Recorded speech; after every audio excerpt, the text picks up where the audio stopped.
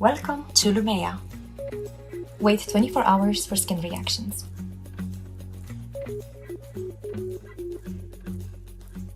In the previous video, we showed how to perform a skin test. However, the test isn't yet complete. It's important that you wait for 24 hours in case of any skin reactions. Note that you need to wait for 24 hours even if you have never experienced skin reactions with other products before. After 24 hours, check. Did you notice any reactions on your skin after having flashed the area? Don't forget to check all the areas you tested. If there are no skin reactions after 24 hours, you can move on to the next step, performing a treatment. If you notice reactions, choose a lower setting you've tested that didn't result in any reactions. If you didn't test the lower setting, repeat the skin test using a lower setting.